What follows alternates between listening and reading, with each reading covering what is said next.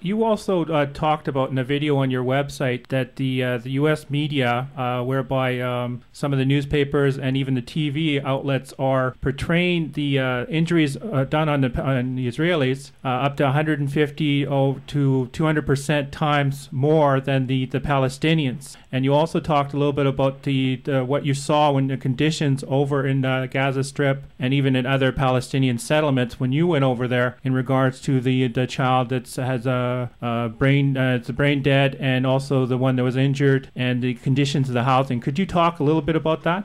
Certainly, I'd be glad to. Again, to go into my background a little bit more to explain to people why I'm involved in this issue. What happened is in fall of 2000, I just began to get curious about it. That's when the current uprising began, and we did see those images on television of children basically throwing stones against tanks. So I sort of unconsciously at first and then consciously decided that I was going to follow this issue and just try to understand what Israel-Palestine was about and, know the latest news.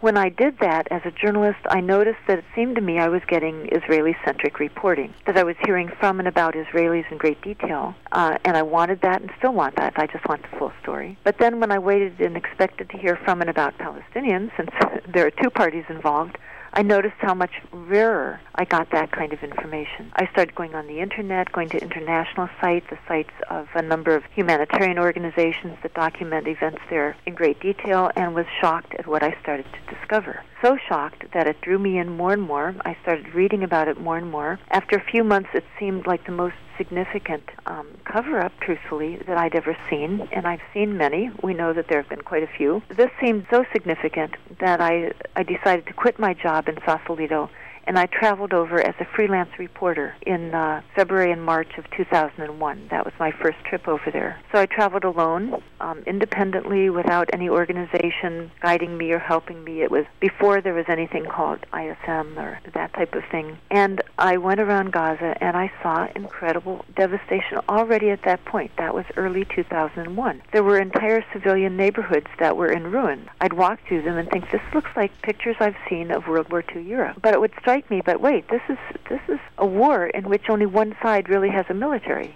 Israel has the fourth strongest military on the planet, with high-tech weaponry of every sort, and Palestinians basically don't have any. They have, small guns, a few, they have some small types of gun. They can throw rocks. To deliver a bomb, they have to strap, Israel is bombing them consistently, as I saw. But if the Palestinians in this war try to deliver a bomb, they have no way to do it. They have no helicopters, no tanks, no jets, no airplane, no aircraft. So to deliver a bomb, someone can strap it to himself, try to get into Israel, and sadly, pull the string and blow himself up, and often nobody else. It's a tragic, or he does blow up other people, and it's extremely tragic both ways. That's it. So it's basically one mega army attacking a population that has almost no weaponry with which to defend itself. It did start, this was after I was even there, after they'd already been shelled and in ruins, the small resistance groups started making these homemade rockets that they've tried to launch against Israel as some sort of defense. We hear a great deal about the rockets, but most people have no idea that in something like 7 years that they've been using these, they've killed a total of 18 people. 18 people over 7 years. Israel killed more people than that a few weeks ago in a few minutes. They killed something like 40 people. So, but anyways, when I was there in February and March of 2001, I saw this tragic, extensive devastation of a civilian population. I went to hospitals where I saw children who had been shot in various parts of their body, in their back, quite often, in their stomach, in their bed, in their head. There's a brain-dead 12-year-old there. It's, I'm sure you can imagine.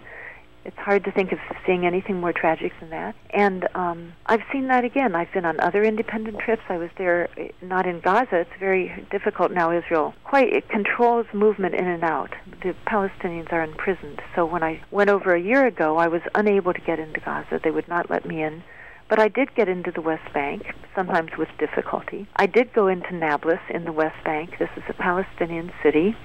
Went to hospital there and saw once again children who had been shot.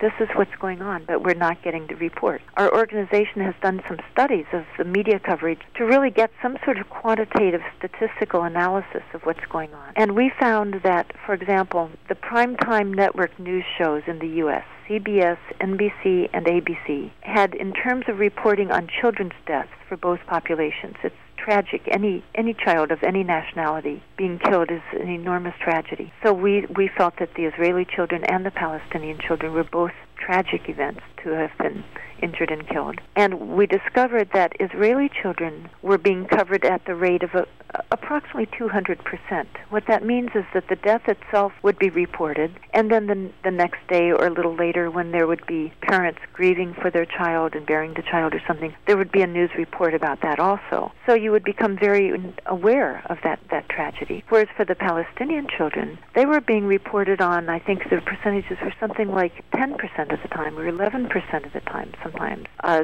So in other words, you never even heard about their death, much less hearing about their parents then grieving and burying their baby or their toddler or their small child or their teenager. The rate of coverage was, for Israeli children, were being covered at a rate about 13 to 14 times greater than Palestinian children were being covered. Basically, we're just not learning that Palestinian children are being covered and killed. So on the very, very fewer occasions when Israeli children are killed, they're killed, fortunately, very rarely. I wish it were zero, but at least it's not often. But when that happens, it seems to people to come out of the blue, like these terrible Palestinians have just killed a child. And they don't know, wait a minute, 82 Palestinian children, 82, were killed before a single Israeli child had been killed. For 3.5 months, Israeli forces were killing many Palestinians, and 82 of them were children. And yet no one knew that was happening. So the chronology is reversed in most people's minds